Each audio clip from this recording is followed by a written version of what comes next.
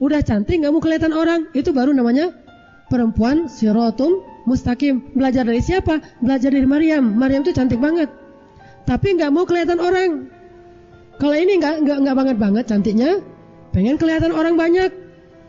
Padahal di PP-nya kalau orang lihat biasa-biasa aja, cuma dianya aja yang selfie. Merasa saya kok cantik banget sih, gitu ya. Jatuh cinta kepada diri sendiri. Perempuan yang soleha itu justru dia makin cantik, makin gak mau kelihatan. Nah, calon istrinya Musa tuh kayak gitu tuh. Dia berdiri di belakang berdua dengan adiknya, entah yang istri Musa, yang adiknya, entah yang kakaknya, gak disebutkan. Pokoknya berdiri berdua dengan saudarinya. Dia aja berdua di belakang, nungguin kapan ya selesai ini penggembala yang laki-laki, biar kita giliran. Datang Musa ke sana, ma khotbukuma, kenapa kalian, ada apa gitu.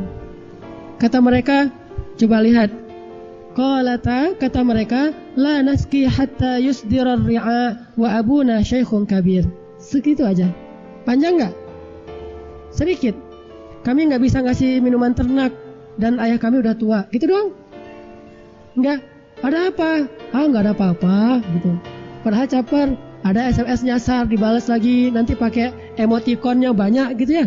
Emotikonnya ada yang gini-gini, ada yang melet-melet keluar lidah, ada yang begini-begini, entah apa-apa aja keluar. Nggak ada caper sama sekali. Cuma mengatakan kami nggak bisa ngasih minuman ternak karena ayah kami udah tua. Udah segitu doang. Apakah ini dianggap sadis? Banyak kadang-kadang orang yang nggak ngerti ya. Ketika si akhwatnya ngomongnya agak serius, nggak menatap wajah secara terus-menerus sesekali aja. Terus juga kalau ngomongnya nggak ada senyum yang terlalu berlebihan, dianggap sombong banget. Itu bukan sombong, itu yang disebut dengan wanita siratul mustaqim. Perempuan istiqomah tuh gitu tuh. Kalau yang kalau yang dia tersenyum atau ini bukan juga nggak istiqomah, nggak. Boleh-boleh aja selama tidak berlebihan. Jangan juga berarti yang senyum-senyum, yang mungkin dia ramah, berarti dia orangnya nggak solehah. Belum tentu juga. Tetapi kalau kita lihat ikonnya di Al-Quran, kisah-kisahnya rata-rata kayak gitu tuh. Kami nggak bisa memberi minuman ternak dan bapak kami udah tua. Segitu aja. Apakah dilarang laki-laki ketemu dengan perempuan berbicara? Nggak dilarang. Apakah harus pakai hijab? Nggak harus pakai hijab. Istilah pakai hijab kayak gini nih di dalam masjid, ini baru ada setelah zaman Nabi. Di Masjid Nabawi ada hijab? Nggak ada hijab. Di masa Rasul di Masjid Nabawi itu nggak ada hijab.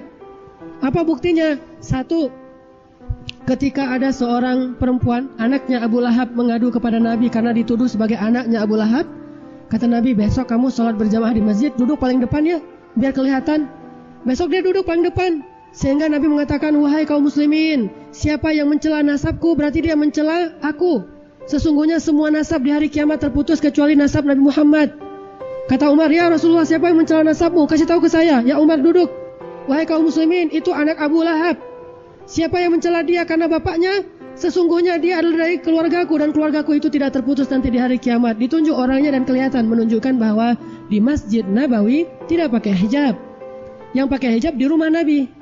Kenapa? Khusus istri-istri Nabi. Kalau kalian bertanya kepada istri-istri Nabi, bertanyalah waraul hijab, di balik hijab. Itu pun gara-gara Tolha jatuh cinta kepada Aisyah. Asbabun nuzulnya kan gitu tuh. Tolha bilang apa? Kalau Rasulullah meninggal, saya bakalan menikahi Aisyah. Soalnya Rasulullah udah 60 tahun, Aisyah masih 16 tahun. Kalau Rasulullah meninggal, saya akan menikahi Aisyah. Turun ayat di surat Al-Ahzab. Satu ayat itu tentang masalah hijab dan tentang masalah gak boleh menikahi istri Nabi setelah Nabi meninggal. Kata jumhur ulama itu khusus karena ada fitnahnya. Boleh pakai hijab kayak gini? Boleh. Gak pakai hijab juga boleh. Intinya soal bagaimana sikap masing-masing. Tapi kalau gak bisa jaga sikap, mending pakai hijab aja deh. Cuma kalau misalnya pakai hijab masih belum bisa jaga sikap, mending gak usah ngaji aja deh. Ngaji ikhwan hari Minggu, akhwat hari Sabtu. Tapi insya Allah di sini semuanya ngerti lah. Nggak pakai hijab pun bisa kan ya? Semangat bilang insya Allahnya. Artinya bahwa boleh ketemu Nabi Musa dengan calon istrinya walaupun mereka belum muhrim. Ya namanya juga ketemu di tempat umum dan tidak ada hubungan yang mesra-mesra, cuma ngomong gitu doang. Gimana apa? Ada apa? Kami nggak bisa ngasih minuman ternak soalnya bapak kami udah tua. Oh gitu. Ya udah langsung diambil oleh Musa, Dia ngantri di belakang para penggembala, ngambil air dengan timba yang gede-gede yang biasa dibawa oleh 2 orang, 3 orang laki-laki. Musa ngangkat sendiri, dan ternaknya itu bukan 1 ekor unta, bisa ratusan ekor unta dikasih minum sendiri oleh Musa. Padahal dia baru pulang dari perjalanan jauh, begitu capeknya masih punya tenaga. Musa terkenal orang yang sangat kuat, sehingga Nabi sering bilang Umar itu mirip dengan Musa. Keras, kuat orangnya. Gimana nggak kuat? Dia pegang janggut kakaknya dibanting kan? Gimana megang janggut banting? Berarti itu kenceng banget. Ya ibna ummi la ta'khudz bi lihyati, kata Harun. Harun itu kan orangnya lembut tuh. Wahai anak ibuku, jangan kau tarik janggutku. Lalu kenapa engkau biarkan mereka tersesat? Oh Musa, keras orangnya terhadap kebatilan. Aku sudah nasihati mereka. Wahai orang Bani Israel, wahai dan sebagainya. Ini menunjukkan bahwa Musa itu orangnya kuat, terlihat. Setelah itu Nabi Musa udah ngasih minuman ternak, dia langsung pergi. Gak ada basa-basi yang lain. Duduk, ya Allah, saya lapar. Si perempuan-perempuan ini udah pulang. Tiba-tiba salah satu di antara mereka diutus oleh ayahnya datang lagi, alastihya, datang kepada Musa malu-malu. Alastihya, malu-malu datangnya. Gimana datang malu-malu? Gimana ya, wajahnya merah kan gitu kan ya? Gimana mau ketemu, soalnya nih bukan nggak kenal, orangnya keren lagi. Terus saya nggak pernah ketemu dengan cowok lagi, belum biasa. Kalau nggak malu-malu berarti udah biasa gaul sama laki-laki. Kalau ini istihya menunjukkan dia belum terbiasa berinteraksi dengan laki-laki, sehingga makanya kemarin pas mereka nikah nih yang tadi saya cerita akhwat, baru kenal sehari udah langsung khitbah. Pas mau ngasih makain mas kawin, kan ada semacam penyerahan mas kawin tuh, habis akad nikah. Udah gitu cium tangan, salaman gitu ya. Pas mau salaman gimana? Lama. Mau salaman tuh gini-gini lama. Kayak ada makanan gitu, gak dapat gitu ya. Lama gini. Gimana rasanya? Aduh, gimana tuh rasanya tuh? Itu luar biasa. Ini istihya. Ini perempuan yang siratul mustaqim. Mau salaman sama suaminya aja di depan umum, karena belum pernah megang tangan laki-laki, itu malu-malu. Lama mau megang tangan tuh, yang laki-laki juga sama. Akhirnya pas salaman, kakunya minta ampun. Tapi di situ ketahuan betapa mereka menjaga diri. Ini baru namanya siratu Musa, jalannya Musa dan jalannya istri Musa. Sehingga ketika dia mau menemui Musa, tamshi ala istihya, dia berjalan malu-malu, ragu-ragu. Gimana ini caranya? Gimana ngomongnya ya? Pas dia sampai di depan Musa, baru dia ngomong, sesungguhnya bapak saya mengundang kamu untuk ngasih ujrah. Ujrah itu kalau bahasa kita upah atas ternak yang kamu kasih minum tadi. Udah gitu doang ngomongnya. Akhirnya, oh ya sudah, Musa pergi. Jalannya gimana? Musa di depan, perempuan ini di belakang.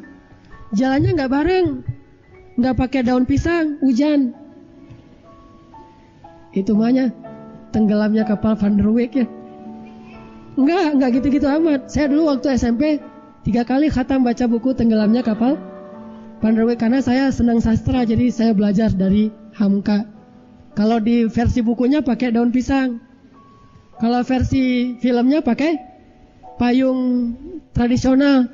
Nggak ada pakai daun-daun pisang, jalan deket-deketan, nggak ada. Yang satu di depan, satu di belakang. Karena makruh perempuan jalan di depan, laki-laki di belakang. Apalagi naik turun tangga, makruh, bukan haram sih, tergantung kondisi. Apalagi kalau laki-lakinya nggak bisa jaga pandangan, sehingga si Nabi Musanya di depan, perempuannya di belakang. Nggak apa-apa kalau laki-laki di depan.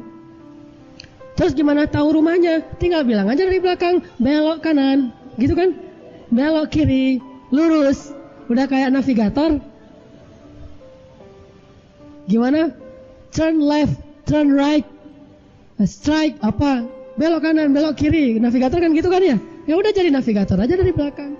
Dan itu adalah siratul mustaqim, cara laki-laki dengan perempuan yang belum saling kenal. Sampai di rumah, ayahnya ngobrol. Ternyata mereka punya perhatian kepada Musa. Udah gitu pakai bahasa sindiran ke ayahnya. Ayah, apa? Kayaknya laki-laki itu baik dan dia kuat. Gimana kalau dia jadi pekerja aja, menggantikan ayah? Kan ayah nggak sanggup ngasih minuman ternak, menggembala sendiri. Kami juga susah kalau perempuan. Dia kayaknya paling cocok tuh. Ayahnya paham. Bahasa kayak gini nih, bagi seorang perempuan pasti ada modus. Ketika dia bilang, Masya Allah orangnya baik ya, itu modus. Tapi bahasanya sopan, elegan, bukan aku pengen nikah sama dia, pokoknya aku kalau nggak sama dia nggak mau nikah. Nggak gitu amat. Ini mah anak yang manja, ini bahasanya elegan banget. Gimana kalau dia jadi pekerja kita? Ayahnya langsung paham. Kalau enggak, perempuan ini nggak akan pernah mengomentari seorang laki-laki kalau dia nggak tertarik. Dia mengomentarinya karena memang benar-benar nih laki-laki menawan, memang layak dikomentari. Siapapun perempuan yang ngelihat Musa dan dia masih single, pasti akan mengomentari Musa. Dan ayahnya tahu, kok anak saya selama ini nggak pernah perhatian sama laki-laki, yang ini dia komentar, dia bicara, oh berarti dia ada hati nih. Orang dulu kan gitu kan. Saya pernah dengar cerita sepupu saya mau nikah perempuan sepupu saya.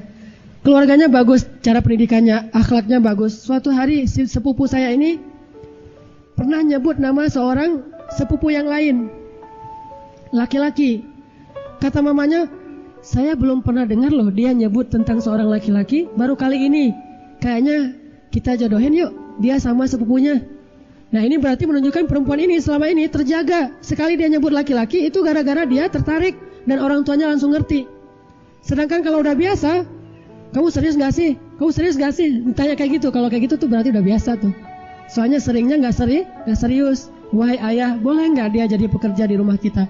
Kata ayahnya, wahai Musa, bukan ditawarkan jadi pekerja, ditawarkan jadi suami, tapi dengan cara maharnya bekerja. Lebih cerdas lagi nih si bapak.